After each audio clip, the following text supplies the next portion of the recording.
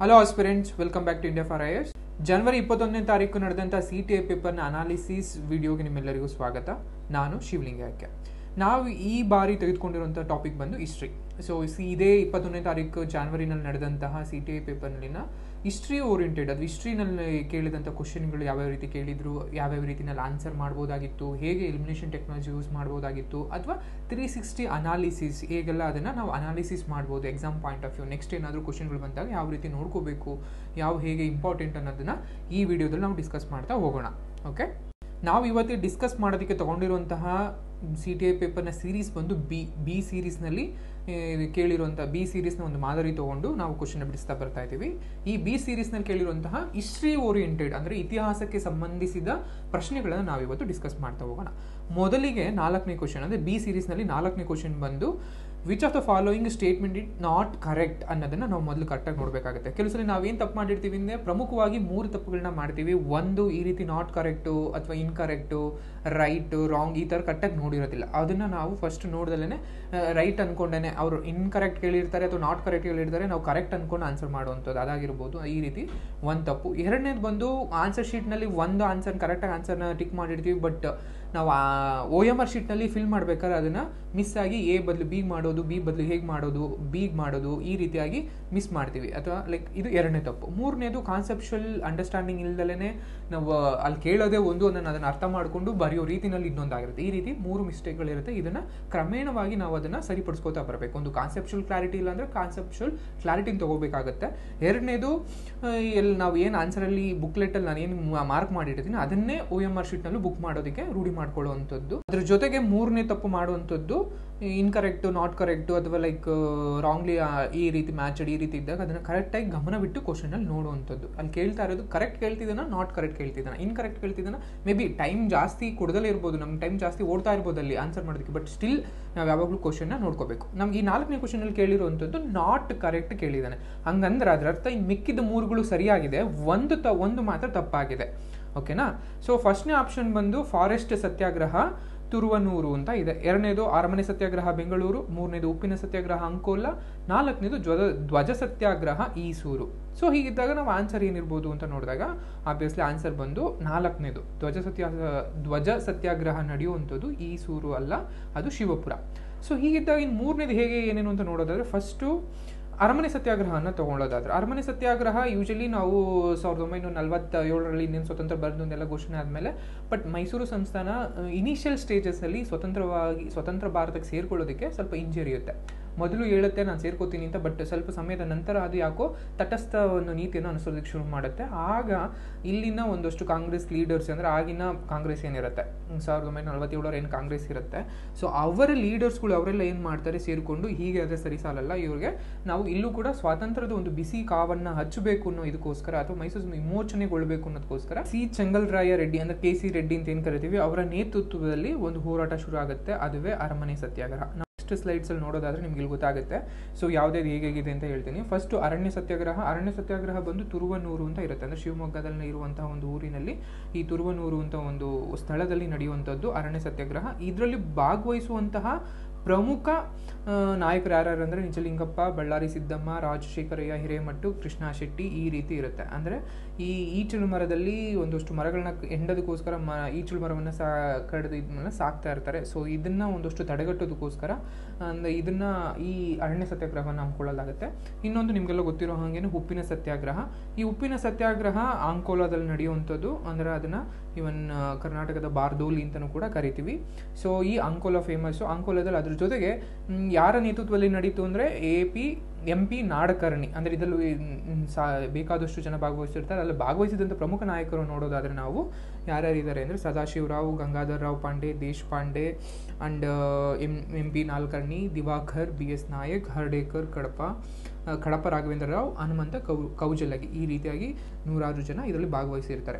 So ಇದಲ್ಲದಲೇ ಭಾರತದಲ್ಲಿ ನಡೆದಂಥ ಉಪ್ಪಿನ ಸತ್ಯಾಗ್ರಹದಲ್ಲಿ ಮೈಲಾರ ಮಹಾದೇವಪ್ಪನವರು ದಂಡಿಯಲ್ಲಿ ನಡೆದಂತಹ ಉಪ್ಪಿನ ಸತ್ಯಾಗ್ರಹದಲ್ಲಿ ಕರ್ನಾಟಕದಿಂದ ಭಾಗವಹಿಸುವಂತಹ ಒಬ್ಬ ವ್ಯಕ್ತಿ, ಕನ್ನಡದ ವ್ಯಕ್ತಿ. ಇದು ನಾವು ಯಾವಾಗಲೂ ಜ್ಞಾಪನ ಇಟ್ಕೋಬೇಕಾದ್ರೆ ಎಷ್ಟೊಂದು ಪ್ರಶ್ನೆಗಳು, ಎಷ್ಟೊಂದು ಎಕ್ಸಾಮ್ನಲ್ಲಿ ಕೇಳಿರ್ತಾರೆ.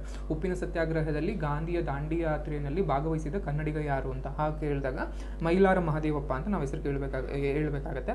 ಅದ್ರ ಜೊತೆಗೆ ಕರ್ನಾಟಕದ ಬಾರ್ದೋಲಿ ಯಾವುದು ಅಂತ ಕೇಳಿದ್ರು ಕೂಡ ಅಂಕೋಲಾ ಅಂತ ಹೇಳ್ಬೇಕಾಗತ್ತೆ.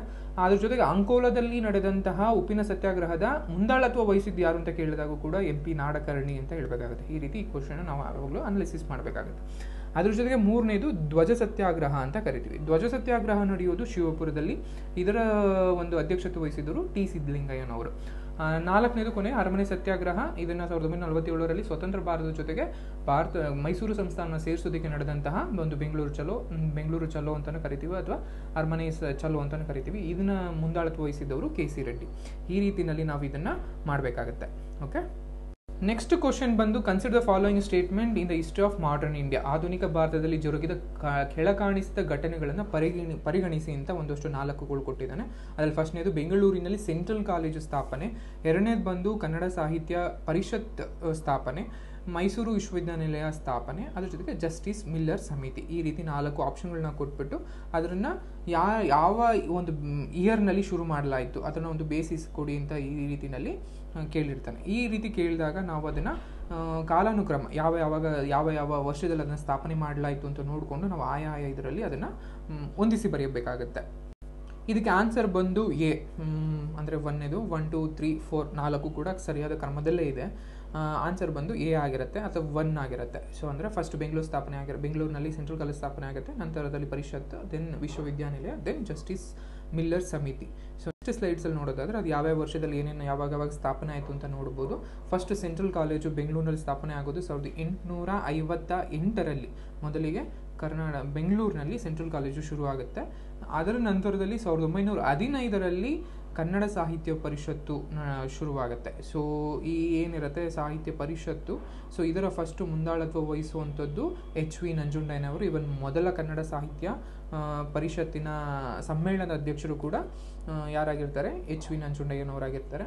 ಸೊ ಇದು ವಿಶ್ವೇಶ್ವರಯ್ಯವರ ಮುಂದಾಳತ್ವದಲ್ಲಿ ಅಥವಾ ಅವರು ಮೈಸೂರಿನ ದಿವಾನರಾಗಿದ್ದ ಕಾಲದಲ್ಲಿ ಇದು ನಮಗೆ ಒಂದು ಕನ್ನಡ ಸಾಹಿತ್ಯ ಪರಿಷತ್ತು ಶುರು ಆಗುತ್ತೆ. ಇನ್ನು ಮೂರನೇದು ಬಂದು ಮೈಸೂರು ವಿಶ್ವವಿದ್ಯಾನಿಲಯ ಜುಲೈ 1916ರಲ್ಲಿ ಇದು ಶುರುವಾಗುತ್ತೆ. ದೆನ್ ಕೊನೆಗೆ ಬಂದು ಮಿಲ್ಲರ್ ಸಮಿತಿ ಅಂತ ಕರಿತೀವಿ. ಅದು 1918ರಲ್ಲಿ ಮಿಲ್ಲರ್ ಸಮಿತಿ ಒಂದು ಫಾರ್ಮ್ ಆಗುತ್ತೆ. ನಾಲ್ವಡಿ ಕೃಷ್ಣರಾಜ ಒಡೆಯರ ಸಮಯದಲ್ಲಿ ಅಂದರೆ 1918ರಲ್ಲಿ ಬ್ರಾಹ್ಮಣೇತರರು ಅಂದರೆ ಲೈಕ್ ಅಪ್ಪರ್ ಕ್ಲಾಸ್ ಬಿಟ್ಟು ಇನ್ನು ಲೋವರ್ ಕ್ಲಾಸ್ ಮಿಡಲ್ ಕ್ಲಾಸ್ ಏನಿರ್ತಾರೆ ಇವರ ರೆಪ್ರೆಸೆಂಟೇಷನ್ ಅಂತ ಕರಿತೀವಿ. ಇವರ ಪ್ರಾತಿನಿಧಿತ್ವ ಏನಿದೆ ಸರ್ಕಾರಿ ಕೆಲಸಗಳಲ್ಲಾಗಿರ್ಬೋದು, ಉದ್ಯೋಗದಲ್ಲಾಗಿರ್ಬೋದು ಅಥವಾ ಶಿಕ್ಷಣದಲ್ಲಾಗಿರ್ಬೋದು, ಇವರ ಒಂದು ಪ್ರಾತಿನಿಧಿತ್ವ ಏನಿದೆ ರೆಪ್ರೆಸೆಂಟೇಟಿವ್ ಅದನ್ನು ಇನ್ಕ್ರೀಸ್ ಮಾಡೋದಕ್ಕೋಸ್ಕರ ಒಂದು ಸಮಿತಿಯನ್ನು ಫಾರ್ಮ್ ಮಾಡ್ತಾರೆ. ಅದುವೇ ಲೆಸ್ಲಿ ಮಿಲ್ಲರ್ ಸಮಿತಿ. ಇದು ಕೂಡ ತುಂಬ ಇಂಪಾರ್ಟೆಂಟ್ ಆಗುತ್ತೆ. ಯಾರು ಫಾರ್ಮ್ ಮಾಡಿದ್ರು ಅಂತ ಕೇಳ್ಬೋದು. ಕೇಳಿದಾಗ ಅದು ನಾಲ್ವಡಿ ಕೃಷ್ಣರಾಜ ಒಡೆಯರ್. ಅಥವಾ ಯಾವಾಗ ಅಂತ ಕೇಳಿದಾಗ 1918ರಲ್ಲಿ ಅಂತ ಜ್ಞಾಪನ ಇರಬೇಕು. ಅಥವಾ ಏನಕ್ಕೆ ಫಾರ್ಮ್ ಮಾಡಿದ್ರು ಅಂದರೆ ಅದನ್ನು ಒಂದು ಲೈಕ್ ಮಿಡಲ್ ಕ್ಲಾಸ್ ಅಥವಾ ಲೋವರ್ ಕ್ಲಾಸ್ ಅಥವಾ ಅಂದರೆ ಬ್ರಾಹ್ಮಣೇತರರ ಒಂದು ಪ್ರಾತಿನಿಧಿತ್ವ ಏನಿದೆ ಅದನ್ನು ಇನ್ಕ್ರೀಸ್ ಮಾಡೋದಕ್ಕೋಸ್ಕರ ಅಥವಾ ಅವರ ಸ್ಥಿತಿ ಸ್ಥಾನಮಾನಗಳನ್ನ ತಿಳ್ಕೊಳ್ಳೋದಕ್ಕೋಸ್ಕರ ಈ ಮಿಲ್ಲರ್ ಸಮಿತಿಯನ್ನು ಫಾರ್ಮ್ ಮಾಡಲಾಗಿರುತ್ತೆ. ಇದಿಷ್ಟು ಈ ಪ್ರಶ್ನೆಯ ಬಗೆಗಿನ ಮಾಹಿತಿ.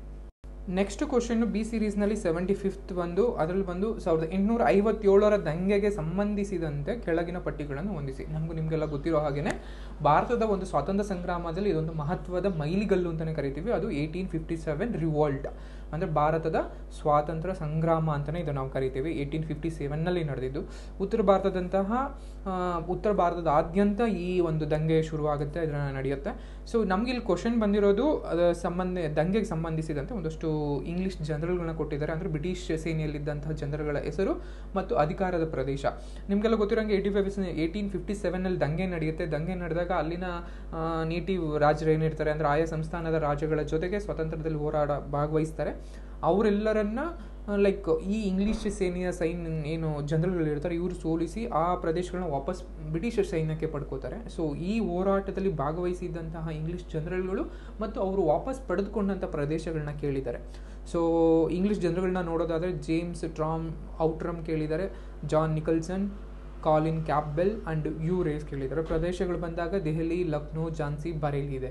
ಸೊ ಹೀಗಿದ್ದಾಗ ಯಾವ್ಯಾವ ಜನರಲ್ಲೂ ಯಾವ್ಯಾವ ಪ್ರದೇಶಗಳನ್ನ ಮರು ವಶಪಡಿಸಿಕೊಂಡ್ರು ಅಂತ ನೋಡೋದಾದರೆ ನಮ್ಮ ನೆಕ್ಸ್ಟ್ ಸ್ಲೈಡಲ್ಲಿ ನೋಡ್ಬೋದು. ದೆಹಲಿನಲ್ಲಿದ್ದ ಉಂಟಾದಂಥ ದಂಗೆಯನ್ನು ಅಥವಾ ದೆಹಲಿನಲ್ಲಿ ಅದನ್ನು ಸೆದೆ ಬಡಿಯೋದ್ರಲ್ಲಿ ಯಾರು ಭಾಗವಹಿಸಿದ್ದಾರೆ ಅಂದರೆ lieutenant Willoughby, John Nicholson and lieutenant Hodson ಇರ್ತಾರೆ ಅಲ್ಲಿ ನಡೆದಂಥ ಸೈನ್ಯದಲ್ಲಿ. ಇನ್ನು ಕಾನ್ಪುರದಲ್ಲಿ sir Hugh Wheeler and sir Colin Campbell ಅಂತ ಇರ್ತಾರೆ. ಲಕ್ನೋದಲ್ಲಿ ಬಂದಾಗ Henry Lawrence, brigadier Inglis, Henry Havelock, James Outram and sir Colin Campbell ಕೂಡ ಇಲ್ಲೂ ಕೂಡ ಭಾಗವಹಿಸಿರ್ತಾರೆ.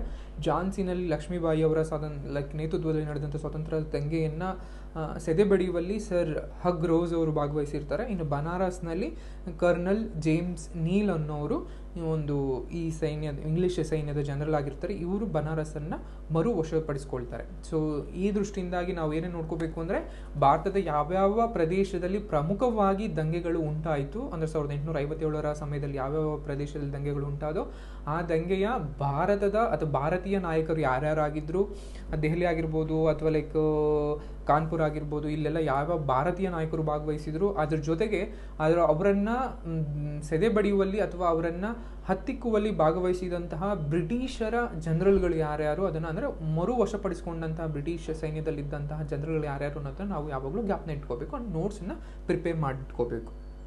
ನೆಕ್ಸ್ಟ್ ಪ್ರಶ್ನೆ ನೋಡೋದಾದರೆ ಒಂದು ಪೊಯಮ್ ಕೊಟ್ಟಿದ್ದಾರೆ. ಪೊಯಮ್ ಕೊಟ್ಟು ಬನ್ನಿ ಎಂದು ಕರ್ನಾಟಕದ ಏಕೀಕರಣದ ಬಗ್ಗೆ ನೊಂದು ನುಡಿದ ಕವಿ ಯಾರು ಅಂತ ಕೇಳಿದ್ದಾರೆ.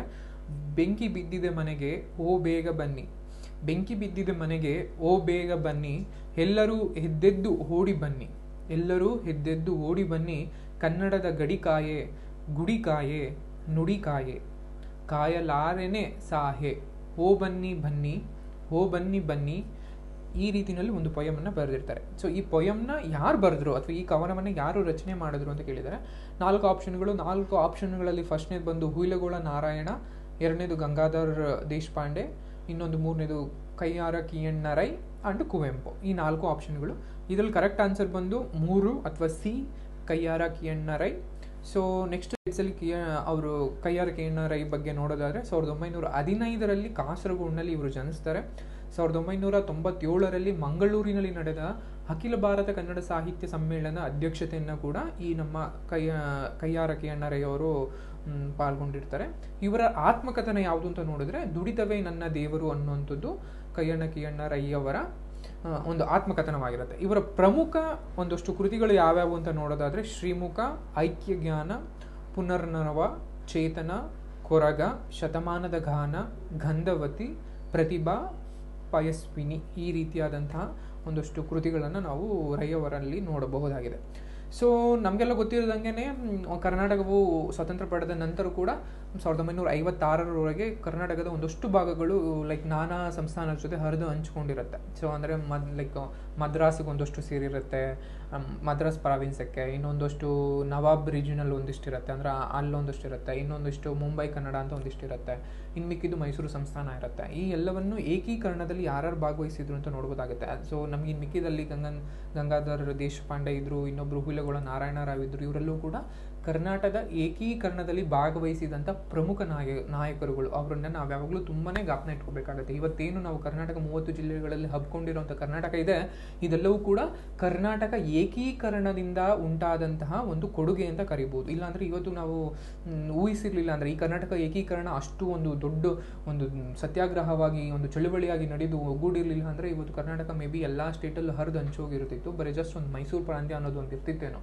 ಬಟ್ ಇವರ ಒಂದು ದೊಡ್ಡ ಹೋರಾಟಕ್ಕೆ ನಮ್ಮೆಲ್ಲರ ಒಂದು ಚಿರಋಣಿ ಇರಬೇಕು ನಾವೆಲ್ಲರೂ ಯಾವಾಗಲೂ. ಇವರಿಂದಾಗಿ ನಾವು ಇವತ್ತಿಂದೆಲ್ಲರೂ ಕನ್ನಡ ಮಾತನಾಡುವ ಒಂದು ಜನರು ಒಂದು ಎಲ್ಲೆಗೆ ಸೇರ್ತೀವಿ.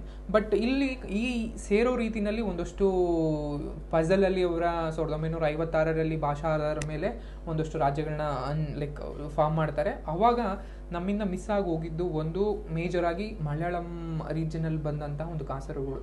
ಕನ್ನಡವೇ ಮಾತನಾಡುವ ಜನರು ಇದ್ದರೂ ಕೂಡ ಕಾಸರಗೋಡನ್ನು ಮಂಗಳೂರು ಮಲಯಾಳ ಅಂದರೆ ಕೇರಳಕ್ಕೆ ಸೇರಿಸಲಾಗುತ್ತೆ, ಇನ್ನೊಂದು ಹೊಸೂರನ್ನು ತಮಿಳುನಾಡಿಗೆ ಸೇರಿಸಲಾಗುತ್ತೆ ದಕ್ಷಿಣದಲ್ಲಿ. ಇದಿಷ್ಟು ನಮಗೆ ಆದಂಥ ಮೋಸ. ಸೊ ಈ ಕಯ್ಯಾರ ಕಿಯಣ್ಣ ರೈ ಅವರು ಕಾಸರಗೋಡಿನಲ್ಲಿ ಹುಟ್ಟಿ ಬೆಳೆದಂಥವ್ರು, ಅಲ್ಲಿ ಕನ್ನಡವನ್ನೇ ಬೆಳೆದು ಮಾತಾಡೋರು ಕೂಡ ಅವರು ಯಾವಾಗ ಕೇರಳಕ್ಕೆ ಸೇರ್ಕೋತೋ ಅಂದಿನಿಂದ ಕೂಡ ಕಾಸರಗೋಡನ್ನು ಕರ್ನಾಟಕಕ್ಕೆ ಮರಳಿ ಪಡಿಬೇಕು ಅಂತ ಹೋರಾಡೋದ್ರಲ್ಲಿ ಪ್ರಮುಖ ನಾಯಕರು ಅವರ ಬರವಣಿಗೆ ಉದ್ದಕ್ಕೂ ಅವ್ರು ಬದುಕಿರೋವರೆಗೂ ಯಾವಾಗ್ಲೂ ಅವ್ರು ಬಯಸಿದ್ದು ಒಂದೇ, ಕಾಸರಗೋಡು ಕರ್ನಾಟಕಕ್ಕೆ ಸೇರಬೇಕು, ಕಾಸರಗೋಡು ಕನ್ನಡದ ಆಸ್ತಿ ಅಥವಾ ಕನ್ನಡಿಗರೇ ಇರುವಂತಹ ಒಂದು ಭೂಮಿ, ಸೊ ಅದು ಕನ್ನಡದಲ್ಲೇ ಇರಬೇಕು, ಕರ್ನಾಟಕದಲ್ಲೇ ಇರಬೇಕು ಅನ್ನೋದು ಅವರ ಒಂದು ಮಹದಾಸೆ ಆಗಿತ್ತು. ನೆಕ್ಸ್ಟ್ ಪ್ರಶ್ನೆ ನೋಡೋದಾದ್ರೆ 78, ಇದು ಕೂಡ ಮಾಡರ್ನ್ ಇಂಡಿಯಾಗೆ ಸೇರಿರುವಂತಹದ್ದು. ಇಲ್ಲಿ ಪ್ರಶ್ನೆ ಬಂದಾಗ ಕೆಳಗುಣಗಳನ್ನು ಹೊಂದಿಸಿ ಅಂತ ಕೇಳಿ ಪಟ್ಟಿ 1 ಪಟ್ಟಿ 2 ಅಂತ ಕೊಟ್ಟಿದ್ದಾನೆ. ಸೊ ಅದ್ರ ಜೊತೆಗೆ ಪಟ್ಟಿ 1ನಲ್ಲಿರೋದನ್ನ ಪಟ್ಟಿ 2ರ ಜೊತೆಗೆ ನಾವು ಹೊಂದಿಸಿ ಬರೀಬೇಕಾಗಿರುತ್ತೆ. ಪಟ್ಟಿ 1ನಲ್ಲಿರೋದು ನಮಗೆಲ್ಲರೂ ಒಂದಷ್ಟು ಬುಕ್ಗಳು, ಲೈಕ್ ಅಂದರೆ ಪ್ರಮುಖವಾದಂಥ ಕೃತಿಗಳು, ಅದನ್ನು ಬರೆದಂತಹ ಕೃತಿಗಾರರು ಯಾರ ಲೇಖಕರಿದ್ದಾರೆ ಅದನ್ನು ಒಂದು ಸೈಡ್ನಲ್ಲಿ, ಇನ್ನೊಂದು ಪಟ್ಟಿ 2ನಲ್ಲಿ ಕೊಟ್ಟಿದ್ದಾರೆ. ಪಟ್ಟಿ 1ನಲ್ಲಿರುವಂಥದ್ದು Hind Swaraj, economy history of India, political economy of indirect rule in Mysore, planned economy for India. ಇದು ಬುಕ್ಗಳು ಪಟ್ಟಿನಲ್ಲಿರೋದಾದರೆ, ಇನ್ನು ಲೇಖಕರ ಪಟ್ಟಿನಲ್ಲಿ ಬಂದಾಗ ನಮಗೆ R.C. Dutt, M.K. Gandhi, M. Visvesvaraya, 3ನೇದು ಜಾನ್ ಹಿಟ್ಲೆ ಅಂತ ಇದೆ. ಸೊ ಇದಿಷ್ಟು ಕೊಟ್ಟಾಗ ನಾವು ಅವರನ್ನು ವಂದಿಸಿ ಅವರನ್ನು ಬರಿಬೇಕಾಗುತ್ತೆ. 78ರ ಕರೆಕ್ಟ್ ಆನ್ಸರ್ ಬಂದು 4 ಅಂಡ್ ಲೈಕ್ ಡಿ ಆಗಿರ್ಬೋದು. ಇದು ಕರೆಕ್ಟ್ ಆನ್ಸರು. ನೆಕ್ಸ್ಟ್ ನಾವು ನೋಡಿದ್ರೆ ಯಾವ್ಯಾವ ಬುಕ್ಕನ್ನು ಬರೆದಿದ್ದಾರೆ ಅಂತ ನೋಡ್ಬೋದು. ಹಿಂದ್ ಸ್ವರಾಜ್ ಅನ್ನೋದು ಮಹಾತ್ಮ ಗಾಂಧೀಜಿಯವರು ಬರೆದಂತಹ ಒಂದು ಬುಕ್ ಆಗಿದೆ, ಅಂದರೆ ಸ್ವತಂತ್ರ ಹೋರಾಟದ ಚಳುವಳಿ ಸಮಯದಲ್ಲಿ ಬರೆದಂತಹ ಒಂದು ಪ್ರಸಿದ್ಧ ಬುಕ್ ಆಗಿದೆ. ಸೊ ಹಿಂದ್ ಸ್ವರಾಜ್ ಅವರು ಬರೆದಿದ್ದು ಮಹಾತ್ಮ ಗಾಂಧೀಜಿಯವರು. ಇನ್ನೊಂದು ಹಾಗೇನೆ ಭಾರತದ ಆರ್ಥಿಕ ಇತಿಹಾಸ ಅಂತ ಏನಿದೆ ಅದನ್ನು ಬರೆದದ್ದು R.C. ದತ್ ಅಂತ ಕರಿತೀವಿ. ಅಂದರೆ ಲೈಕ್ 1871ರಲ್ಲಿ ಭಾರತೀಯ ಸೇವೆ, ಆವಾಗಿನ ICS ಅಂತ ಏನು ಕರಿತೀವಿ, ಇಂಡಿಯನ್ ಸಿವಿಲ್ ಸರ್ವಿಸ್ ಅಂತ. ಸೊ ಅದಕ್ಕೆ ಅವರು ಸೇರಿರ್ತಾರೆ. ಅದ್ರ ಜೊತೆಗೆ ಮಹಾನ್ ನಾಗರಿಕ ಸೇವರಾಗಿರ್ತಾರೆ, ರಾಜಕಾರಣಿ ಅಂಡ್ ಬರಹಗಾರರಾಗಿರ್ತಾರೆ ಇವರು. ಅದಲ್ಲದೆ ಇವರು R.C. ದತ್ ಅಂದರೆ ರಾಮೋಶ್ ಚಂದ್ರ ದತ್ ಅಂತ ಅವರ ಪೂರ್ಣ ಹೆಸರು. ವಿಕ್ಟೋರಿಯನ್ ಯುಗದಲ್ಲಿ ಭಾರತದ ಆರ್ಥಿಕ ಇತಿಹಾಸ ಏನಿರುತ್ತೆ ಅದನ್ನು ಅವರು ಒಂದು ಬರೆದಿರ್ತಾರೆ. ಅಂದರೆ ಈ ಪುಸ್ತಕವು ಒಂದು ಮೂಲತಃವಾಗಿ ಆರ್ಥಿಕ ವಸಾಹತುಶಾಹಿ ಹೇಗೆ ಭಾರತದ ವ್ಯವಸ್ಥೆಯನ್ನು ಹದಗೆಡಿಸಿದೆ ಅನ್ನೋ ರೀತಿಯಲ್ಲಿ ಟೀಕಿಸಿ ಬರೀತಾರೆ. ಇದಲ್ಲದೆ ಇವರು ರಾಮಾಯಣ ಮತ್ತು ಮಹಾಭಾರತವನ್ನು ಕೂಡ ಇಂಗ್ಲೀಷ್ಗೆ ಅನುವಾದಿಸಿರ್ತಾರೆ. ಇದಿಷ್ಟು R.C. ದತ್ ಅವರ ಬಗೆಗಿನ ಮಾಹಿತಿ. ನೆಕ್ಸ್ಟ್ ನೋಡಿದ್ರೆ ಪ್ಲ್ಯಾಂಡ್ ಎಕಾನಮಿ ಫಾರ್ ಇಂಡಿಯಾ ಅಂತ ನಮ್ಮೆಲ್ಲರ ಕರ್ನಾಟಕದ ಆಸ್ತಿ ಅಂತಲೇ ಕರಿಬೋದು ಅಥವಾ ಕರ್ನಾಟಕದ ಒಂದು ಹೆಮ್ಮೆ ಅಂತ ಕರಿಬೋದು. ಅದುವೇ ಭಾರತ ರತ್ನ ವಿಶ್ವೇಶ್ವರಯ್ಯನವರು. ವಿಶ್ವೇಶ್ವರಯ್ಯನವರು ಈ ಪುಸ್ತಕವನ್ನು 1934ರಲ್ಲಿ ಪ್ಲ್ಯಾಂಡ್ ಎಕಾನಮಿ ಫಾರ್ ಇಂಡಿಯಾ ಅಂತ ಒಂದು ಬರೆದಿರ್ತಾರೆ. ಇವರು ಒಬ್ಬ ಪ್ರಸಿದ್ಧ ಇಂಜಿನಿಯರ್, ಅದ್ರ ಜೊತೆಗೆ ಒಬ್ಬ ರಾಜಕಾರಣಿ, ಅಂದರೆ ಒಬ್ಬ ಆಡಳಿತಗಾರ ಕೂಡ ಆಗಿರ್ತಾರೆ ಇವರು. ಏಕೆಂದರೆ ಮೈಸೂರು ಸಂಸ್ಥಾನದ ಒಬ್ಬ ದಿವಾನ್ ಆಗೂ ಕೂಡ ಕಾರ್ಯವನ್ನು ನಿರ್ವಹಿಸಿರ್ತಾರೆ. ಈ ಪುಸ್ತಕದಲ್ಲಿ ಮುಖ್ಯವಾಗಿ ಭಾರತೀಯ ಪರಿಸ್ಥಿತಿಯ ಒಂದು ಸಂಕ್ಷಿಪ್ತೆಯನ್ನು ಒಂದು ಬರೆದಿರ್ತಾರೆ, ಒಂದು ಸಮಸ್ಯೆಗೆ ಸಂಬಂಧಿಸಿದಂತೆ. ಅದ್ರ ಜೊತೆಗೆ ಏನೇನೆಲ್ಲ ನಾವು ಪ್ಲ್ಯಾನ್ ಮಾಡಿ ಹೇಗೆ ಒಂದು ಎಕಾನಮಿಯನ್ನು ಬೆಳೆಸಬಹುದು ಅನ್ನೋ ರೀತಿಯಲ್ಲಿ ಈ ಬುಕ್ನಲ್ಲಿ ಇವರು ಬರೆದಿರ್ತಾರೆ. ಸೊ ಅದು ಬಿಟ್ಟರೆ ನೆಕ್ಸ್ಟು ಇನ್ನೊಂದು ನಾವು ಬುಕ್ ನೋಡಿದ್ದು ಅದು ಮೈಸೂರಿನಲ್ಲಿ ಪರೋಕ್ಷ ಆಡಳಿತದ ರಾಜಕೀಯ ಆರ್ಥಿಕತೆ ಅಂತದ್ದು. ಅದು ಜಾನ್ ಹಿಟ್ನೆ ಅನ್ನೋರು ಈ ಬುಕ್ಕನ್ನು ಬರೆದಿರ್ತಾರೆ. ಇದಿಷ್ಟು ಕೃತಿ ಮತ್ತು ಲೇಖಕರ ಬಗೆಗಿನ ಮಾಹಿತಿ. ಮುಂದಿನ ಪ್ರಶ್ನೆ ಬಂದು 79. ಸೊ 79th ಪ್ರಶ್ನೆ ಬಂದು the Whitley commission was concerned with, ಅಂದರೆ ವಿಟ್ಲಿ ಆಯೋಗವು ಇದಕ್ಕೆ ಸಂಬಂಧಿಸಿದೆ ಅಂತ ಕೊಟ್ಟು ಒಂದಷ್ಟು 4 ಆಪ್ಷನ್ಗಳು ಕೊಟ್ಟಿದ್ದಾನೆ. ಆಪ್ಷನ್ ಎ ಬಂದು ಕಾರ್ಮಿಕ, ಆಪ್ಷನ್ ಬಿ ಶಿಕ್ಷಣ, ಆಪ್ಷನ್ 3 ಬಂದು ಸಾರ್ವಜನಿಕ ಆರೋಗ್ಯ ಆ್ಯಂಡ್ ಆಡಳಿತ. ಸೊ ಇದಕ್ಕೆ ಯಾವುದಕ್ಕೆ ಸಂಬಂಧಿಸಿದಂತಹ ವಿಟ್ಲಿ ಆಯೋಗವನ್ನು ನೇಮಕ ಮಾಡಲಾಯಿತು ಅಂತ ನಾವು ಪ್ರಶ್ನೆಯಲ್ಲಿ ಕೇಳಿದ್ದಾರೆ. ಇದಕ್ಕೆ ಆನ್ಸರು ಕೇಳೋದಾದರೆ ಅದು ಆಪ್ಷನ್ ಎ, ಏನದು ಕಾರ್ಮಿಕರಿಗೆ ಅಂದರೆ ಲೇಬರ್ಗೆ ಸಂಬಂಧಿಸಿದಂತಹ ವಿಟ್ಲಿ ಆಯೋಗವನ್ನು ಒಂದು ರಚನೆ ಆಗಿರುತ್ತೆ. ಅದರ ಒಂದು ಸವಿವರವನ್ನು ನೋಡೋದಾದ್ರೆ ನೆಕ್ಸ್ಟ್ ಸ್ಲೈಡ್ಸ್ಗಳು. 1929ರಲ್ಲಿ ಲಾರ್ಡ್ ಇರ್ವಿನ್ ಅವರ ಕಾಲದಲ್ಲಿ, ಅಂದರೆ ಲಾರ್ಡ್ ಇರ್ವಿನ್ ಏನಿರ್ತಾರೆ 1929ರಲ್ಲಿ, ಸೊ ಆ ಕಾಲದಲ್ಲಿ ಲೇಬರ್ ಅಂದರೆ ಕಾರ್ಮಿಕರಿಗೆ ಸಂಬಂಧಿಸಿದಂತೆ ಒಂದಷ್ಟು ಏನು ಸುಧಾರಣೆಗಳ ಅಗತ್ಯತೆ ಇರುತ್ತೆ ಅದನ್ನು ಅಧ್ಯಯನ ಮಾಡೋದಕ್ಕೋಸ್ಕರ ಲಾರ್ಡ್ ಇರ್ವಿನ್ ಅವರ ಕಾಲದಲ್ಲಿ ಈ ನಮ್ಮ ಏನು ವಿಟ್ಲಿ ಆಯೋಗವನ್ನು ರಚನೆ ಮಾಡಲಾಗಿರುತ್ತೆ. ಅದ್ರ ಜೊತೆಗೆ ಇದಿಷ್ಟು ಆನ್ಸರ್ ಬಗೆಗಾದರೆ ಒಂದಷ್ಟು ಈ ಸ್ವತಂತ್ರ ಪೂರ್ವ ಭಾರತದಲ್ಲಿ ಅಂದರೆ ಬ್ರಿಟಿಷರಿದ್ದಾಗ ಕಾಲದಲ್ಲಿ ಅನೇಕ ಒಂದಷ್ಟು ಕಮಿಟಿಗಳನ್ನ ಫಾರ್ಮ್ ಮಾಡಿರ್ತಾರೆ. ಎಕ್ಸಾಮ್ ಪರ್ಸ್ಪೆಕ್ಟಿವ್ ಕೆಲವು ಸಲ ತುಂಬ ಇಂಪಾರ್ಟೆಂಟ್ ಆಗುತ್ತೆ. ಯಾವ್ಯಾವ ವಿಷಯಕ್ಕೆ ಯಾವ್ಯಾವ ಕಮಿಟಿಗಳನ್ನ ಫಾರ್ಮ್ ಮಾಡಿದ್ರು, ಆಗ ಯಾವ್ಯಾವ ಯಾರಿದ್ರು ಅಂದರೆ ಗವರ್ನರ್ ಜನರಲ್ಗಳಿದ್ರು, ಅದ್ರ ಜೊತೆಗೆ ಯಾರು ಆ ಕಮಿಟಿಯ ಅಧ್ಯಕ್ಷತೆಯನ್ನು ವಹಿಸಿದ್ರು ಅಂತ ನಾವು ನೋಡ್ಕೋಬೇಕಾಗತ್ತೆ. ಪ್ರಮುಖವಾಗಿ ಕೇಳೋದಾದರೆ ನಾವು ಒಂದಷ್ಟು ಶಿಕ್ಷಣಕ್ಕೆ ಸಂಬಂಧಿಸಿದಂತಹ ಒಂದಷ್ಟು ಆಯೋಗಗಳು ಅವು ಯಾವ್ಯಾವು ಅಂತ ನೋಡೋದಾದರೆ ಇವು ಶಿಕ್ಷಣಕ್ಕೆ ಸಂಬಂಧಿಸಿದಂತಹ ಶೈಕ್ಷಣಿಕ ಆಯೋಗಗಳು ಅಥವಾ ಸಮಿತಿಗಳು ಅಂತ ಕರಿತೀವಿ. ಶಿಕ್ಷಣಕ್ಕೆ ಯಾವ್ಯಾವ ಸಂಬಂಧಿಸಿದಂತೆ ಚಾರ್ಲ್ಸ್ ವುಡ್ ಡಿಸ್ಪ್ಯಾಚ್ ಅಂತ ಕರಿತೀವಿ, ಅದು 1854ರಲ್ಲಿ ಡಾಲ್ ಹೌಸಿ ಇದ್ದಾಗ ಆಗಿದ್ದು. ಇನ್ನೊಂದು ಹಂಟರ್ ಕಮಿಷನ್ 1882ನಲ್ಲಿ ಲಾರ್ಡ್ ರಿಪ್ಪನ್ ಅವರ ಕಾಲದಲ್ಲಿ ರಚನೆ ಆಗಿರುತ್ತೆ. ರೇಲಿ ಆಯೋಗ ಅಂತ ಇರುತ್ತೆ. ಇನ್ನೊಂದು ಲಾರ್ಡ್ ಕರ್ಜನ್ ಅವರ ಕಾಲದಲ್ಲಿ. ಇನ್ನೊಂದು ಶಿಕ್ಷಣ ನೀತಿ 1913, ಇದು ಸರ್ಕಾರದ ನಿರ್ಣಯ ಆಗಿರುತ್ತೆ, ಇದು ಕೂಡ ತುಂಬ ಇಂಪಾರ್ಟೆಂಟು. ಇನ್ನೊಂದು ಸ್ಟ್ಯಾಡ್ಲರ್ ಆಯೋಗ ಅಂತ ಕರಿತೀವಿ, ಅದು 1970ನಲ್ಲಿ ಲಾರ್ಡ್ ಚೆಮ್ಸ್ಫೋರ್ಡ್ ಇದ್ದಾಗ ರಚನೆ ಆದಂತಹ ಒಂದು ಆಯೋಗ. ಇನ್ನೊಂದು ಹಾಥೋಗ್ ಆಯೋಗ ಅಂತ ಕರಿತೀವಿ, ಅದು 1929ರಲ್ಲಿ ಲಾರ್ಡ್ ಇರ್ವಿನ್ ಅವರ ಕಾಲದಲ್ಲಿ ಒಂದು ಆದಂತಹ ಆಯೋಗ. ಸೊ ಲಾರ್ಡ್ ಇರ್ವಿನ್ ಅವರ ಕಾಲದಲ್ಲಿ ಆಗಿದ್ದು ಒಂದು. ಇನ್ನೊಂದು ನಮ್ಗೆ ಕೇಳಿರುವಂಥದ್ದು ಯಾವುದು, ಲೇಬರ್ ರಿಲೇಟೆಡ್ ಅಂದರೆ ಕಾರ್ಮಿಕರಿಗೆ ಸಂಬಂಧಿಸಿದಂತೆ ಹಟ್ಲೆ ಕಮಿಟಿ. ಅದ್ರ ಜೊತೆಗೆ ಹಾಥೋಗ್ ಆಯೋಗ ಕೂಡ ಲಾರ್ಡ್ ಇರ್ವಿನ್ ಅವರ ಕಾಲದಲ್ಲೇ ಫಾರ್ಮ್ ಆಗಿರುತ್ತೆ. ಸೊ ಮತ್ತೊಂದು ಸರ್ಜೆಂಟ್ ಆಯೋಗ ಅಂತ ಕರಿತೀವಿ, ಅದು ಸರ್ಜೆಂಟ್ ಪ್ಲಾನ್ ಅಂತ ಕರಿತೀವಿ, ಅದು 1944ನಲ್ಲಿ ಲಾರ್ಡ್ ವೇವೆಲ್ ಅವರ ಕಾಲದಲ್ಲಿ ಆದಂತಹ ಒಂದು ಆಯೋಗ. ಅದ್ರ ಜೊತೆಗೆ ಭಾರತದ ಬ್ರಿಟಿಷ್ ಆಳ್ವಿಕೆಯಲ್ಲಿ ಕ್ಷಾಮಕ್ಕೆ ಅಂದರೆ ಫೆಮಿನ್ ಅಂತ ಏನು ಕರಿತೀವಿ, ಕ್ಷಾಮಕ್ಕೆ ಸಂಬಂಧಿಸಿದ ಆಯೋಗಗಳ ಸಮಿತಿಗಳು ಯಾವ್ಯಾವು ಅಂತ ನೋಡೋದಾದ್ರೆ ಒಂದು ಕ್ಯಾಂಪೆಲ್ ಆಯೋಗ ಅಂತ ಕರಿತೀವಿ, ಅದು 1866 ಆದಂತಹ ಒಂದು ಕ್ಷಾಮದ ಬಗ್ಗೆ ವರದಿ ಸಲ್ಲಿಸೋದಕ್ಕೆ ಒಂದು ಆಯೋಗವನ್ನು ರಚನೆ ಮಾಡಿರ್ತಾರೆ. ಅದು ಸರ್ ಜಾನ್ಸ್ ಲಾರೆನ್ಸ್ ಅವರ ಒಂದು ಇದ್ದಂಥ ಸಮಯದಲ್ಲಿ. ಇನ್ನೊಂದು ಸ್ಟ್ರೆಂಚಿ ಕಮಿಷನ್ ಅಂತ ಕರಿತೀವಿ, ಅದು 1880 ಲಾರ್ಡ್ ಲಿಟನ್ ಅವರ ಕಾಲದಲ್ಲಿ ರಚನೆ ಆಗಿರುತ್ತೆ. ಇನ್ನೊಂದು ಲಿಯಾಲ್ ಕಮಿಷನ್ ಅಂತ 1886 ಲಾರ್ಡ್ ಡಿ ಎಲಿಡ್ಜ್ ಟು ಅನ್ನೋರ ಕಾಲದಲ್ಲಿ ಅದನ್ನು ಫಾರ್ಮ್ ಮಾಡಲಾಗಿರುತ್ತೆ. ಇನ್ನೊಂದು ಮ್ಯಾಕ್ಡೊನಾಲ್ಡ್ ಕಮಿಷನ್ಸು 1900 ಅಂದರೆ 1900ರಲ್ಲಿ ಲಾರ್ಡ್ ಕರ್ಜನ್ ಅವರ ಕಾಲದಲ್ಲಿ ಮ್ಯಾಕ್ಡೊನಾಲ್ಡ್ ಕಮಿಷನ್ ಅನ್ನೋಂಥ ಕ್ಷಾಮಕ್ಕೆ ಒಂದು ಸಂಬಂಧಿಸಿದಂತೆ ಒಂದು ಸಮಿತಿಯನ್ನು ಫಾರ್ಮ್ ಮಾಡಿರ್ತಾರೆ. ಅದ್ರ ಜೊತೆಗೆ ಕರೆನ್ಸಿಗೆ ಸಂಬಂಧಿಸಿದಂತೆ ಆಗಿದ್ದು ಮ್ಯಾನ್ಫೀಲ್ಡ್ ಆಯೋಗ ಅಂತ ಇರುತ್ತೆ, 1886 ಡಫರಿನ್ ಅವರ ಒಂದು ಜನರಲ್ ಇದ್ದಾಗ ಇದನ್ನು ನಾವು ಈ ಸಮಿತಿಯನ್ನು ಒಂದು ರಚನೆ ಮಾಡಿರ್ತಾರೆ. ಅದ್ರ ಜೊತೆಗೆ ಇತರೆ ಪ್ರಮುಖ ಆಯೋಗಗಳು ಯಾವ್ಯಾವು ಅಂತ ನೋಡೋದಾದರೆ ಲಾರ್ಡ್ ಕರ್ಜನ್ ಅವರ ಒಂದು ಸಮಯದಲ್ಲಿ ಅಂದರೆ 1902ನಲ್ಲಿ ಆದಂತಹ ಫ್ರೇಸರ್ ಕಮಿಷನ್ ಅಂತ ಇರುತ್ತೆ, ಅದು ಪೊಲೀಸ್ ರಿಫಾರ್ಮ್ಸ್ ಅಂದರೆ ಪೊಲೀಸ್ ಸುಧಾರಣೆಗಳಿಗೆ ಸಂಬಂಧಿಸಿದಂತೆ ಒಂದು ಆಗಿದ್ದಂತಹ ಒಂದು ಸಮಿತಿ ಆಗಿರುತ್ತೆ. ಇನ್ನೊಂದು ಹಂಟರ್ ಕಮಿಷನು, ನಾವು ಇಷ್ಟೊಂದ್ಸಲಿ ಅದನ್ನು ಕೇಳ್ತಾ ಇರ್ತಾರೆ. 1919ನಲ್ಲಿ ಅಂದರೆ 1919ರಲ್ಲಿ ಲಾರ್ಡ್ ಚೆಮ್ಸ್ಫೋರ್ಡ್ ಅವರ ಕಾಲ ಸಮಯದಲ್ಲಿ ಆದಂತಹ ಒಂದು ಸಮಿತಿ ಇರುತ್ತೆ. ಅದು ಏನಕ್ಕೆ ಫಾರ್ಮ್ ಆಗಿರುತ್ತೆ ಅಂತಂದರೆ ಪಂಜಾಬ್ನಲ್ಲಿ ಉಂಟಾದಂತಹ ಒಂದು ಅಶಾಂತಿಯನ್ನು ಏನು ಡಿಸ್ಟರ್ಬೆನ್ಸಸ್ ಇದೆ ಅದ್ರ ಬಗೆಗೆ ಒಂದು ಸಮಿತಿಯನ್ನು ಫಾರ್ಮ್ ಮಾಡಿರ್ತಾರೆ, ಅದುವೇ ಹಂಟರ್ ಕಮಿಷನ್ಸು. ಇನ್ನೊಂದು ಬಟ್ಲರ್ ಕಮಿಷನ್ ಅಂತ ಇರುತ್ತೆ, ಸ್ಟೇಟ್ ಮತ್ತು ಸೆಂಟರ್ನ relations in the time of British ಇದ್ದಂಥ ಸಮಯದಲ್ಲಿ ಸ್ಟೇಟ್ ಮತ್ತು ಸೆಂಟರ್ನ ರಿಲೇಷನ್ನ ಒಂದು ಅಥವಾ Indian states relations with British crown ಅನ್ನೋ ಒಂದು ವಿಷಯದ ಮೇಲೆ ಅದನ್ನು ಫಾರ್ಮ್ ಮಾಡಲಾಗಿರುತ್ತೆ. ಇನ್ನೊಂದು ಅನ್ಎಂಪ್ಲಾಯ್ಮೆಂಟ್ ಬಗ್ಗೆ ಒಂದು 1935ರಲ್ಲಿ ಸಪ್ರೂ ಕಮಿಷನ್ ಅಂತ ಕರಿತೀವಿ, ಇದು ಕೂಡ ಇಂಪಾರ್ಟೆಂಟು.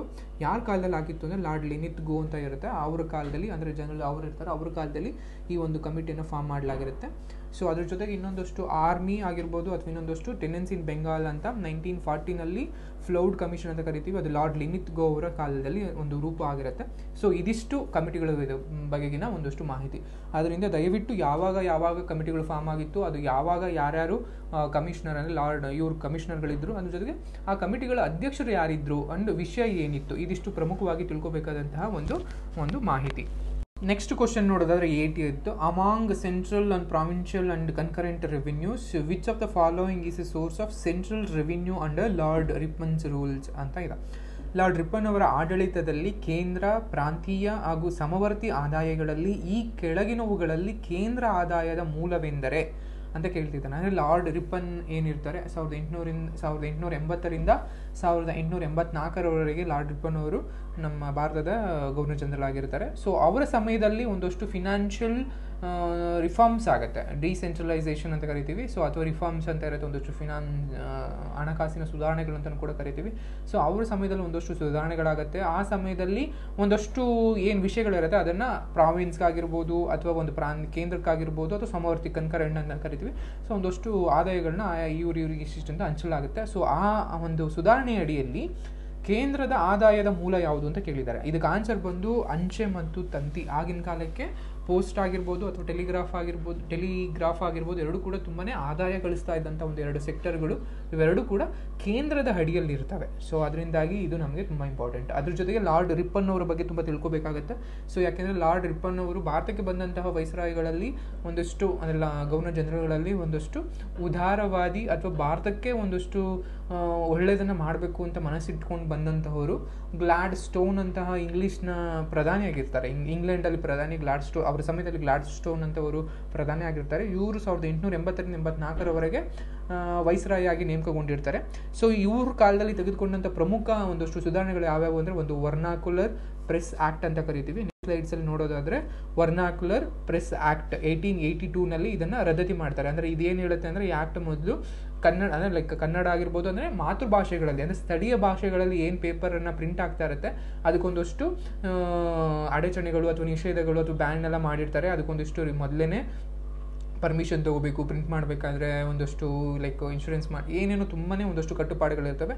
ಸೊ ಈ ಆ್ಯಕ್ಟ್ ಮೂಲಕ ಹಿಂದೆ ಇದ್ದಂತಹ ಎಲ್ಲ ಬ್ಯಾನ್ ಅಥವಾ ಏನು ಇದನ್ನೆಲ್ಲ ಕೂಡ ರದ್ದತಿಗೊಳಿಸ್ತಾರೆ. ಇಂಗ್ಲೀಷ್ ಪೇಪರ್ನಷ್ಟೇ ಕೂಡ ಸ್ಥಳೀಯ ಭಾಷೆಯಲ್ಲಿರುವಂತಹ ಪೇಪರ್ಗಳು ಕೂಡ ಪ್ರಿಂಟ್ ಮಾಡ್ಬೋದು ಅಂತ ಒಂದು ಸುಧಾರಣೆಯನ್ನು ತರ್ತಾರೆ. ಅದ್ರ ಜೊತೆಗೆ ಕಾರ್ಖಾನೆ ಫಸ್ಟ್ ಫ್ಯಾಕ್ಟರಿ ಆ್ಯಕ್ಟ್ ಅಂತ ಕರಿತೀವಿ, ಅಂದರೆ ಕರ್ನಾಟಕದಲ್ಲಿ ಅಥವಾ ಭಾರತದಲ್ಲಿದ್ದಂತಹ ಕಾರ್ಮಿಕರ ಬಗ್ಗೆಗೆ ಒಂದಷ್ಟು ಅವ್ರು ಒಳ್ಳೇದನ್ನು ಆಗಬೇಕು ಅಥವಾ ಒಳ್ಳೇದನ್ನು ಮಾಡಬೇಕು ಅನ್ನೋ ಒಂದು ಆಸೆ ಇಟ್ಕೊಂಡು ಒಂದು ಟೈಮ್ ಲಿಮಿಟ್, ಅಂದರೆ ಅವಾಗ ಲೈಕ್ ಬೆಳಗಿಂದ ರಾತ್ರಿವರೆಗೂ ದುಡಿತಾ ಇದ್ರು, ಬಟ್ ಎಷ್ಟು ಅವ್ರಿಗೆ ದುಡಿಬೇಕು, ಎಷ್ಟು ವಯಸ್ಸಿನವ್ರು ದುಡಿಬೇಕು, ಚೈಲ್ಡ್ ಲೇಬರ್ ಅಂದರೆ ಏನು, ಈ ರೀತಿಯ ಒಂದಷ್ಟು ರೂಪುರೇಷೆಗಳನ್ನ ಇಟ್ಕೊಂಡು ಬಂದಂತಹದ್ದೇ ಫಸ್ಟ್ ಫ್ಯಾಕ್ಟರಿ ಆ್ಯಕ್ಟ್, ಮೊದಲ ಕಾರ್ಖಾನೆ ಕಾಯ್ದೆ. ಅದು 1881 ಲಾರ್ಡ್ ರಿಪ್ಪನ್ ಅವರ ಒಂದು ಸಮಯದಲ್ಲಿ ಆಗುವಂಥದ್ದು. ಇನ್ನೊಂದು ಹಣಕಾಸು ವಿಕೇಂದ್ರೀಕರಣ, ಇದು ತುಂಬಾ ಫೇಮಸ್ ಆಗಿರೋದು ಅವ್ರ ಕಾಲದಲ್ಲಿ 1882ನಲ್ಲಿ. ಅದ್ರ ಜೊತೆಗೆ ಸ್ಥಳೀಯ ಸ್ವಸಹಕಾರ ಅನ್ನೋದನ್ನು 1880 ಶುರು ಮಾಡ್ತಾರೆ. ಅದಕ್ಕೋಸ್ಕರ ಅವರನ್ನು ಭಾರತದಲ್ಲಿ ಸ್ಥಳೀಯ ಸಹಕಾರದ ಅಥವಾ ಸ್ವಸಹಕಾರದ ಪಿತಾಮಹ ಅಥವಾ ಸ್ಥಾಪಕ ಅಂತ ಕರಿತೀವಿ. Who is the father of local self government ಅಂದರೆ ಅದು ರಿಪ್ಪನ್ ಅವರು. ಅದ್ರ ಜೊತೆಗೆ ಶೈಕ್ಷಣಿಕವಾಗಿ ಕೂಡ ಒಂದಷ್ಟು ಸುಧಾರಣೆಗಳನ್ನ ಮಾಡ್ತಾರೆ. ಅವ್ರ ಕಾಲದಲ್ಲಿ ಆದಂಥ ಇನ್ನೊಂದು ವಿವಾದ ಅಥವಾ ಕಾಂಟ್ರವರ್ಸಿ ಅಂದರೆ ಅದು ಇಲ್ಬರ್ಟ್ ಬಿಲ್ ವಿವಾದ ಅಂತ ಕರಿತೀವಿ. ಈ ಇಲ್ಬರ್ಟ್ ಬಿಲ್ ವಿವಾದ ಅಂದರೆ ಏನು ಅಂತ ಕರೆದ್ರೆ, ಅವಾಗ ಯೂಶಲಿ ಯುರೋಪಿಯನ್ ಅವರು ಏನಾದರೂ ತಪ್ಪು ಮಾಡಿದ್ರೆ ಅವರ ಮೇಲೆ ಕ್ರಿಮಿನಲ್ ಕೇಸ್ಗಳಿದ್ದರೆ ಅದನ್ನು ಯುರೋಪಿಯನ್ ಜಡ್ಜ್ಗಳೇ ಮಾತ್ರ ಅದನ್ನು ವಾದವನ್ನು ಕೇಳಬೇಕಾಗಿತ್ತು. ಭಾರತೀಯ ಅಥವಾ ಇತರ ಯಾವುದೇ ಇಂಗ್ಲೀಷ್ ಅಂದರೆ ಯುರೋಪಿಯನ್ ಅಲ್ಲದ ಬೇರೆ ಜಡ್ಜ್ಗಳು ಆ ಕೇಸ್ಗಳನ್ನ ಆಲ್ಸೋ ಆಗಿರಲಿಲ್ಲ. ಸೊ ಬಟ್ ಇವರು ಒಂದು ಬಿಲ್ ತಂದು ಆ ಮೂಲಕ ನ್ಯಾಯಾಂಗದಲ್ಲಿ ಒಂದು ಸುಧಾರಣೆಗಳು ತರ್ತಾರೆ. ಅದು ಯುರೋಪಿಯನ್ ಆಗಿರ್ಬೋದು ಅಥವಾ ಯುರೋಪಿಯನ್ ಏತರ ಅಂದರೆ ಭಾರತೀಯದ ಯಾವುದೇ ಜಡ್ಜ್ಗಳು ಇದ್ರೂ ಕೂಡ ಯುರೋಪಿಯನ್ ಬಗೆಗಿನ ಒಂದಷ್ಟು ಕೇಸ್ಗಳನ್ನ ಕುತ್ಕೊಂಡು ಕೇಳ್ಬೋದು ಅಂತ ಹೇಳ್ತಾರೆ. ಬಟ್ ಇದು ಒಂದಷ್ಟು ವಿವಾದಗಳಾಗತ್ತೆ. ಅದ್ರ ಜೊತೆಗೆ 1881ರಲ್ಲಿ ಇವರು ಮೈಸೂರನ್ನು ವಾಪಸ್ ಮೈಸೂರು ಒಡೆಯರಿಗೆ ನೀಡಿರ್ತಾರೆ. ನಮಗೆಲ್ಲ ಗೊತ್ತಿರೋ ಹಾಗೆ ಮೈಸೂರು 1831ರಿಂದ 1881ರವರೆಗೆ ಕಮಿಷನರ್ಗಳ ಆಳ್ವಿಕೆಯಲ್ಲಿರುತ್ತೆ. ಅಂದರೆ ಏನಾಗಿರುತ್ತೆ, ಲಾರ್ಡ್ ಬೆಂಟಿಕ್ ಅವರ ಕಾಲದಲ್ಲಿ ದುರಾಡಳಿತದ ನೆಪ ಹೊಟ್ಟಿ ಮೈಸೂರನ್ನು ವಶಪಡಿಸ್ಕೊಂಡಿರ್ತಾರೆ. ಆ ಸಮಯದಲ್ಲಿ ಅದು ಒಂದಷ್ಟು ಕಮಿಷನರ್ಗಳ ಆಳ್ವಿಕೆಯಲ್ಲಿ ಇರುತ್ತೆ. ಆವಾಗಲೇ ನಮಗೆಲ್ಲ ಬರುವಂಥದ್ದು ಲಾರ್ಡ್ ಕಬ್ಬನ್ ಆಗಿರ್ಬೋದು ಅಥವಾ ಬೌರಿಂಗ್ ಆಗಿರ್ಬೋದು, ಇವರೆಲ್ಲನೂ ಕಮಿಷನರ್ಗಳು. ಸೊ ಈ 1881ನಲ್ಲಿ ವಾಪಸ್ ಅದನ್ನು ಮೈಸೂರು ಒಡೆಯರವ್ರಿಗೆ ಅದನ್ನು ಕೊಡಲಾಗುತ್ತೆ. ಇದಿಷ್ಟು ಲಾರ್ಡ್ ರಿಪ್ಪನ್ ಬಗೆಗಿನ ಒಂದಷ್ಟು ಸುಧಾರಣೆಗಳು. ನೆಕ್ಸ್ಟ್ ಕ್ವಶನ್ ಬಂದು, the third Buddhist council was held at, ಮೂರನೇ ಬೌದ್ಧ ಧರ್ಮದ ಸಮ್ಮೇಳನವು ಎಲ್ಲಿ ನಡೆದಿತ್ತು ಅಂತ ಕೇಳಿದ್ದಾರೆ. ನಮಗೆಲ್ಲ ಗೊತ್ತಿರೋ ಹಾಗೆ ಗೌತಮ ಬುದ್ಧ ಈ ಬೌದ್ಧ ಧರ್ಮದ ಸ್ಥಾಪಕ ಅಂತ ಕರಿತೀವಿ.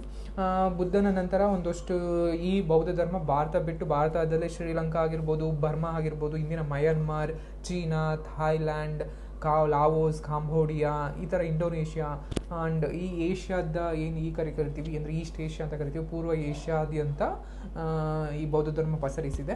ಈ ಬೌದ್ಧ ಧರ್ಮ ಕಾಲಕ್ಕೆ ಒಂದಷ್ಟು ಸಮ್ಮೇಳನಗಳನ್ನ ಆಯೋಗವನ್ನು ಇದು ಮಾಡ್ಕೊಂಡು ಬರ್ತೋ. ಅದರಲ್ಲಿ ಒಟ್ಟು 4 ಸಮ್ಮೇಳನಗಳು ಅಂತ ಕರಿತೀವಿ.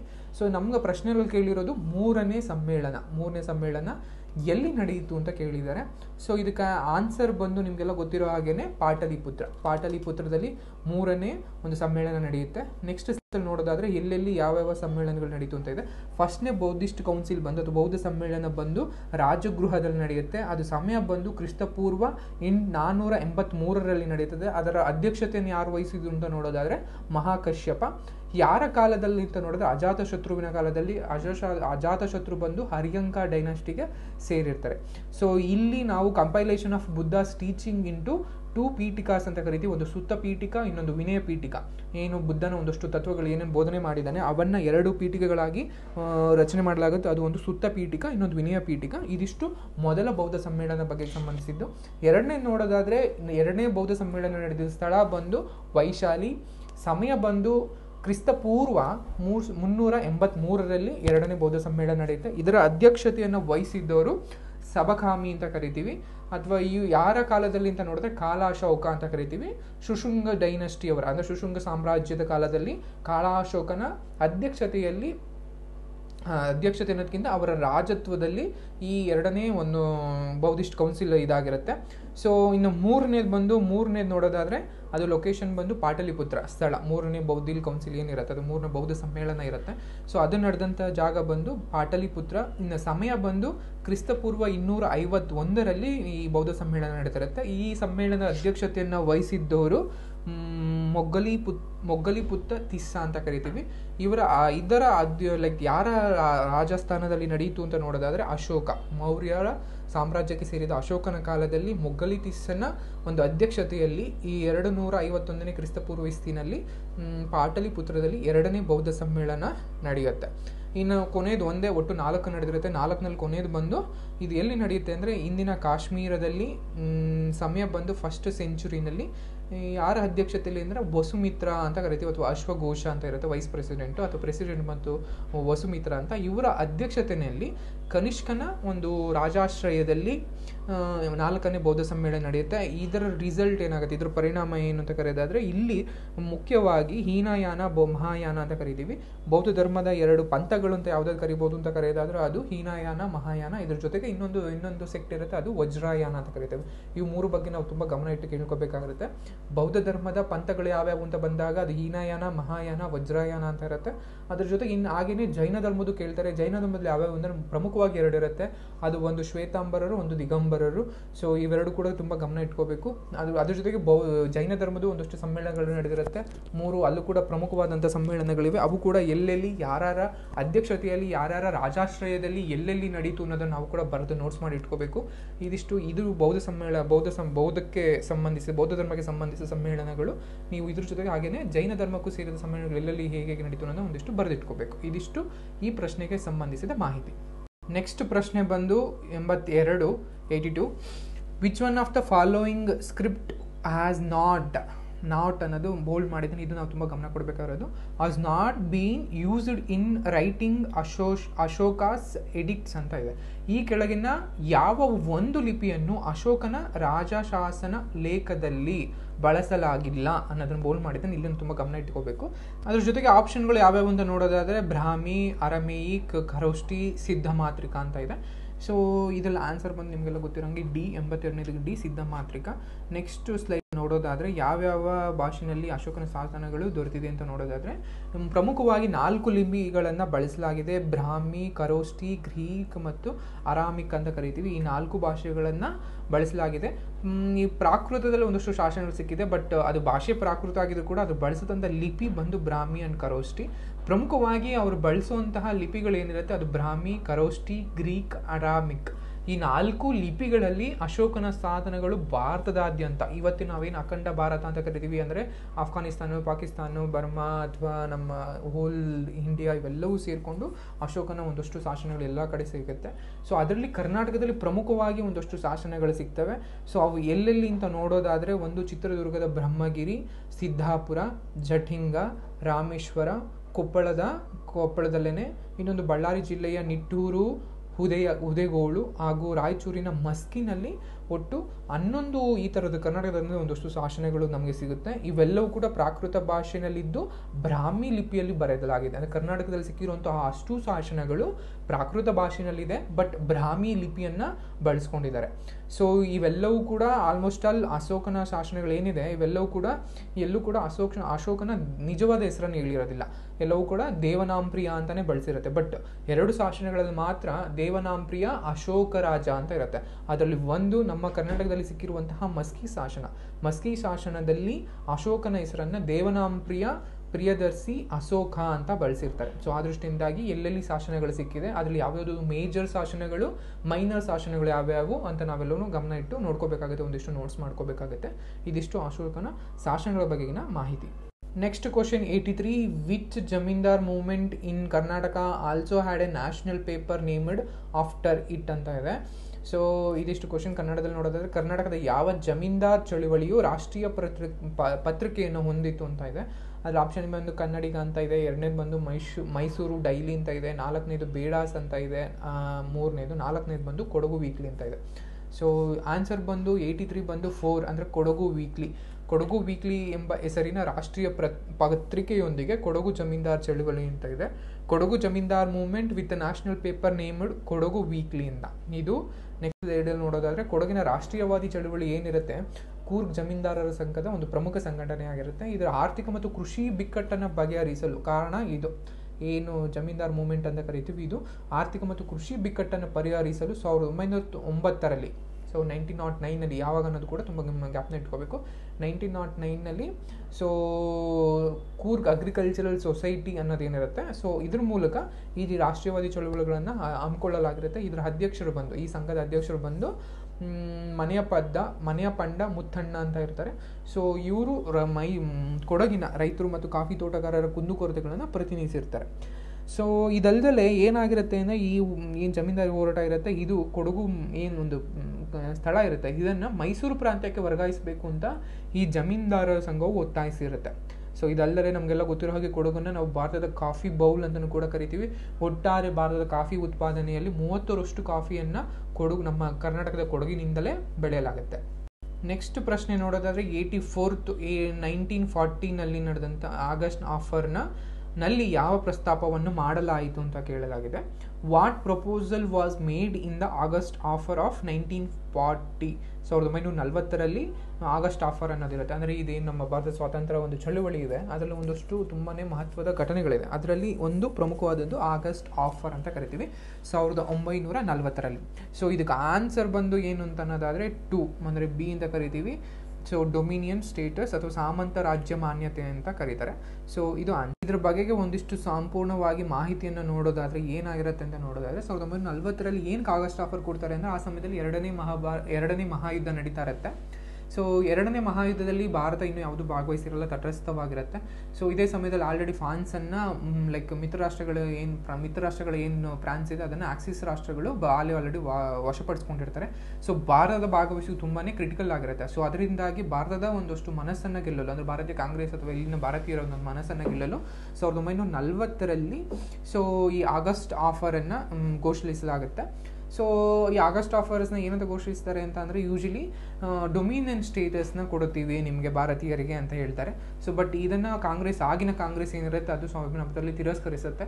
ಸೊ ಅದು ಏನಕ್ಕೆ ತಿರಸ್ಕರಿಸುತ್ತೆ ಅಂದರೆ ಯೂಶಲಿ ಅದು ಸಂಪೂರ್ಣ ಸ್ವರಾಜ್ಯವನ್ನು ಅಥವಾ ಸಂಪೂರ್ಣ ಸ್ವಾತಂತ್ರ್ಯವನ್ನು, ಫುಲ್ ಇಂಡಿಪೆಂಡೆನ್ಸ್ ಅಂತ ಕರಿತೀವಿ, ಕಂಪ್ಲೀಟ್ ಇಂಡಿಪೆಂಡೆನ್ಸ್ ಅಂತ ಕೂಡ ಕರಿತೀವಿ, ಅದನ್ನು ಬಯಸಿರುತ್ತೆ. ಬಟ್ ಅದರ ಬದಲಿಗೆ ಇವರು ಡೊಮಿನಿಯನ್ ಸ್ಟೇಟಸ್ ಕೊಡ್ತೀವಿ ಅಂತ ಹೇಳಿರ್ತಾರೆ. ಅದರಿಂದಾಗಿ ಸೊ ಇದನ್ನು ತಿರಸ್ಕರಿಸ್ತಾರೆ.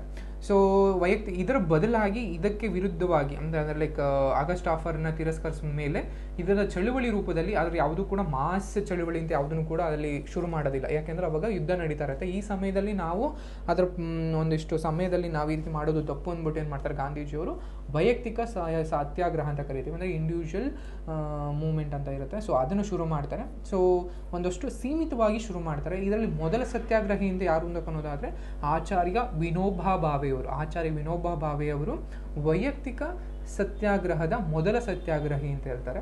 ಸೊ ಎರಡನೇದು ಬಂದು ಜವಾಹರ್ ನೆಹರು, ಮೂರನೇದು ಬಂದು ಬ್ರಹ್ಮದತ್. ಯಾರ್ಯಾರು ಅಂತ ನೋಡ್ಕೊಳ್ಳೋದಾದರೆ first Vinoba Bhave, Jawahar Nehru and Brahmadatt. So ಇದಿಷ್ಟು ಅಂದರೆ 1940 ಆಗಸ್ಟ್ ಆಫರ್ ಯಾವಾಗ ಅಂದರೆ 1940 ಆಗಸ್ಟ್ ಆಫರ್ ಏನಕ್ಕೆ ಬಂತು ಅಂದರೆ ಎರಡನೇ ಮಹಾಯುದ್ಧದಲ್ಲಿ ಭಾರತವನ್ನು ಭಾಗವಹಿಸೋದಕ್ಕೆ ನೀಡಿದಂಥ ಒಂದು ಆಫರ್ ಆಗಿರುತ್ತೆ. ಬಟ್ ಈ ಆಫರ್ ಏನಂತ ಹೇಳುತ್ತೆ ಅಂದರೆ ನಿಮಗೆ ಡೊಮಿನಿಯನ್ ಸ್ಟೇಟಸ್ ಕೊಡ್ತೀವಿ, ಅದರ ಜೊತೆಗೆ ಭಾರತದವರದ್ದೇ ಆದ ಭಾರತೀಯರಿಂದ ಸೇರಿ ಒಂದು ಕಾನ್ಸ್ಟಿಟ್ಯೂಷನ್ನ ಫಾರ್ಮ್ ಮಾಡೋದಕ್ಕೆ ನಿಮಗೆ ಮುಂದೆ ಸಮಯ ಕೊಡ್ತೀವಿ. ಅದ್ರ ಜೊತೆಗೆ ಮೈನಾರಿಟಿಯವರ ಯಾವುದೇ ಒಂದು ಒಪ್ಪಿಗೆ ಇಲ್ಲದಲೇ ಮುಂದಿನ ಯಾವುದೇ ಕ್ರಮಗಳನ್ನ ತೆಗೆದುಕೊಳ್ಳಲ್ಲ ಅಂತ ಹೇಳೋ ರೀತಿಯಲ್ಲಿ ಒಂದಷ್ಟು 3 ಆಫರ್ಗಳನ್ನ ಕೊಡ್ತಾರೆ. ಬಟ್ ಇದನ್ನು ಕಾಂಗ್ರೆಸ್ ತಿರಸ್ಕರಿಸುತ್ತೆ. ಯಾಕೆ ಅಂದರೆ ಅದು ಸಂಪೂರ್ಣ ಸ್ವಾತಂತ್ರ್ಯವನ್ನು ಬಯಸಿರುತ್ತೆ. ಬಟ್ ಬ್ರಿಟಿಷರು ಡೊಮಿನಿಯನ್ ಸ್ಟೇಟಸ್ ಕೊಡ್ತೀವಿ ಅಂತ ಹೇಳೋದ್ರಿಂದ ಅದನ್ನು ತಿರಸ್ಕರಿಸುತ್ತೆ. ಇದರ ವಿರುದ್ಧವಾಗಿ ಇದರ ಪ್ರತಿಭಟನಾ ರೂಪದಲ್ಲಿ ವೈಯಕ್ತಿಕ ಸತ್ಯಾಗ್ರಹವನ್ನು ಗಾಂಧೀಜಿಯವರು ಆರಂಭಿಸುತ್ತಾರೆ. ಸೀಮಿತವಾಗಿರುತ್ತೆ ಈ ಸತ್ಯಾಗ್ರಹದಿಂದ, ದೇಶಾದ್ಯಂತ ಇದು ನಡೆಯೋದಿಲ್ಲ. ಸೊ ಇದರ ಮೊದಲ ಸತ್ಯಾಗ್ರಹಿ ಯಾರು ಅಂತ ಅಂದರೆ ಆಚಾರ್ಯ ವಿನೋಬಾ ಭಾವೆನವರು. ಸೊ ಇದಿಷ್ಟು ಇದ್ರ ಸಂಬಂಧಪಟ್ಟಿದ್ದು. ಇನ್ನೊಂದು 1935 ನಮಗೇನಿರುತ್ತೆ ಈ ಪ್ರಾತಿನಿಧಿಕ ಸರ್ಕಾರ ಅಂತ ಏನಿರುತ್ತೆ ಅದಿರುತ್ತೆ. ಇನ್ನು 1909 ಕೇಂದ್ರದಲ್ಲಿ ಪ್ರಾತಿನಿಧಿಕ ಈ 4th ಆಪ್ಷನ್ ಬಂದು 1919 ಭಾರತ ಸರ್ಕಾರದ ಕಾಯ್ದೆ ಅಂತ ಕರಿತೀವಿ. ಅದರಲ್ಲಿ ಕೇಂದ್ರದಲ್ಲಿ ಪ್ರಾತಿನಿಧಿಕ ಸರ್ಕಾರ ಅಂತ ಇರುತ್ತೆ.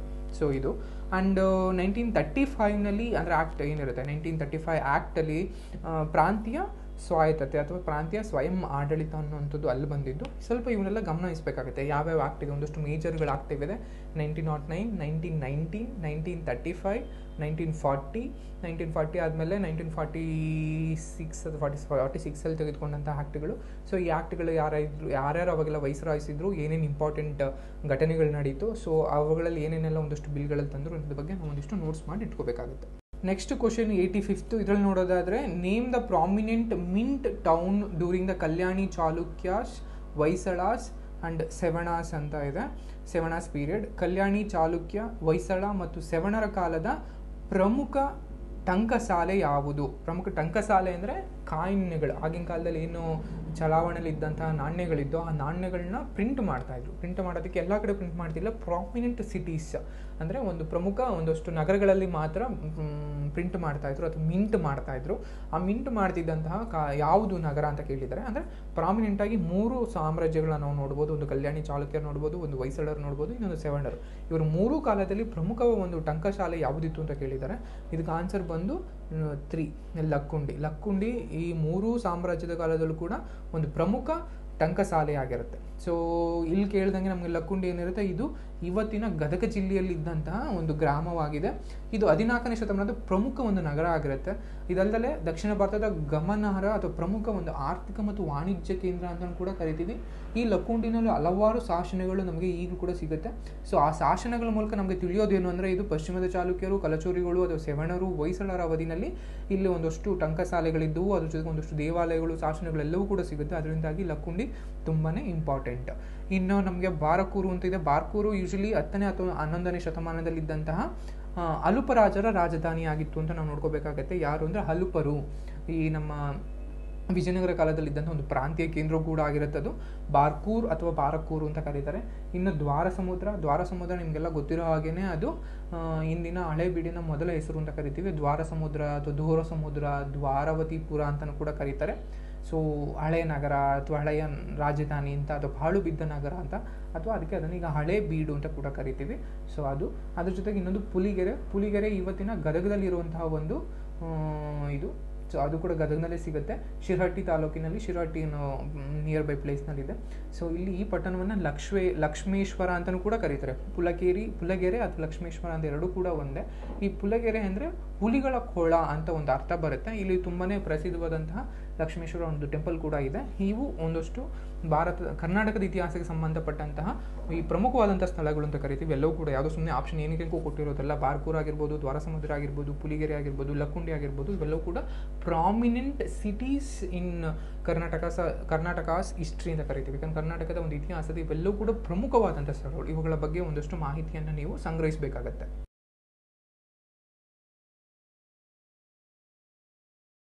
ನೆಕ್ಸ್ಟ್ ಪ್ರಶ್ನೆ ನೋಡೋದಾದರೆ 86th.